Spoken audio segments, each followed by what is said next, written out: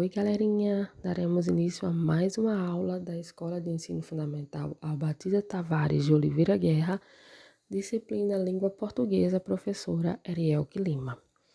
E hoje vamos estudar mais um conteúdozinho do livro didático de vocês associado ao descritor do SPAES de Língua Portuguesa. O descritor D21 reconheceu o sentido decorrente da exploração de recursos estilísticos e morfossintáticos.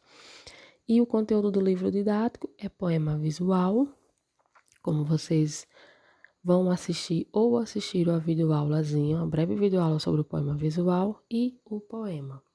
Esses conteúdos estão na unidade 1, Sei Descobrir-se, capítulo 2, Aprendendo a Ser Poeta. Então, pessoal, esse descritorzinho, mais um descritor associado ao poema.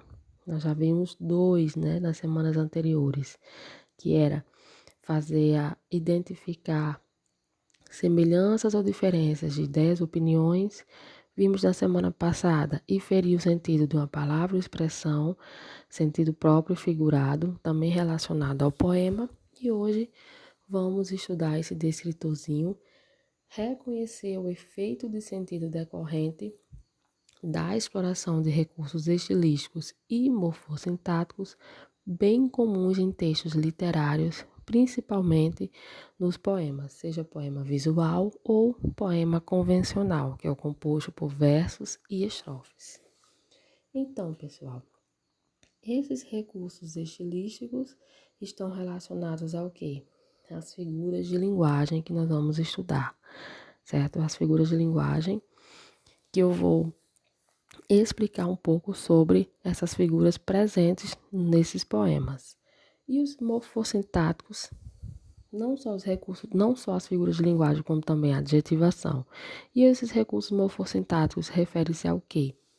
Esses recursos morfossintáticos referem-se à pontuação, a palavras no diminutivo, ao acréscimo de sufixo nas palavras, tá bom? Então, vamos lá. Começando pelo recurso morfossintático. A pontuação.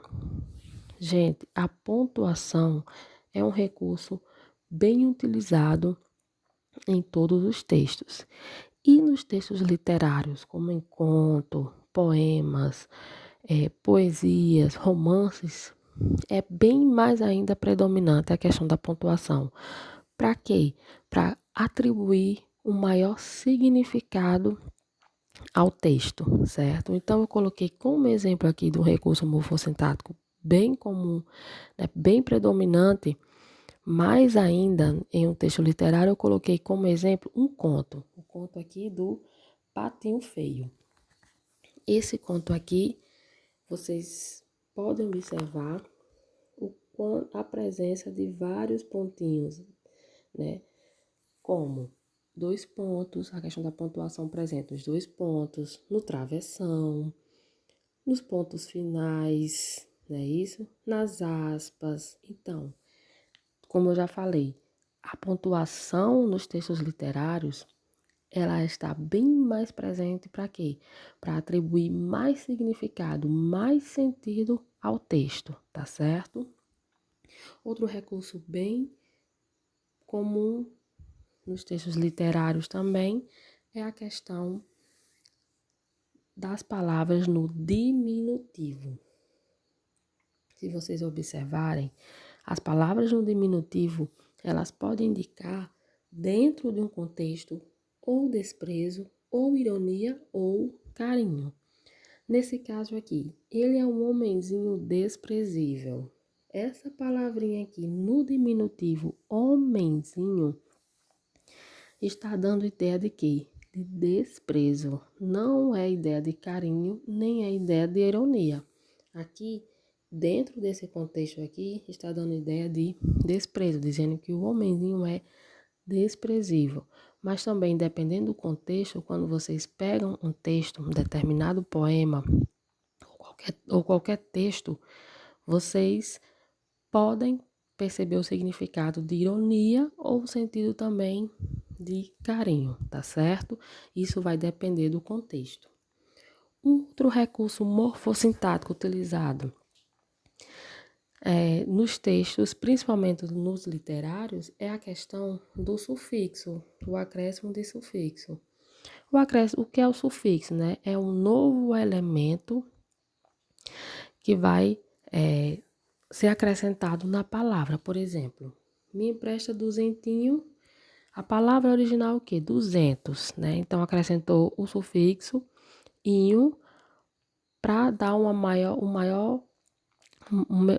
atribuir um novo significado, um novo sentido à palavra. Então, o acréscimo de sufixo nas palavras também vai ser muito importante, certo?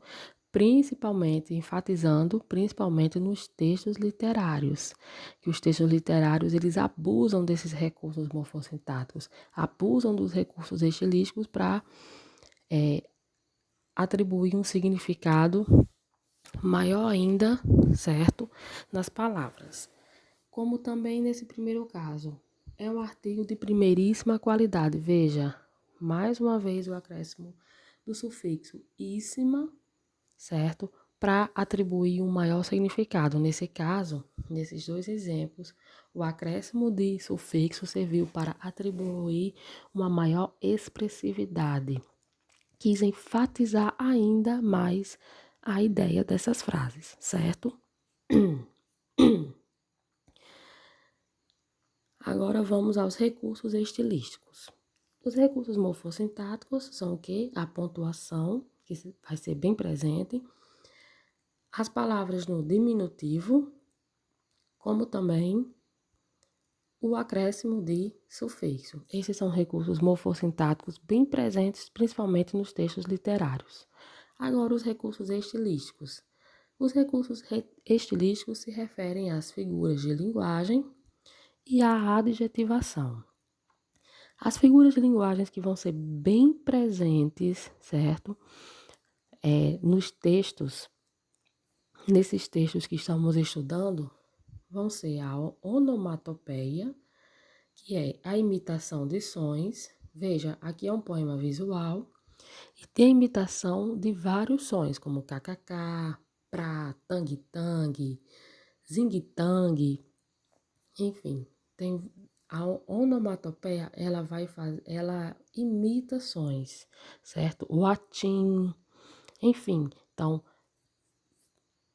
esses textos, eles vão conter, os autores abusam das figuras de linguagem, inclusive a onomatopeia, certo?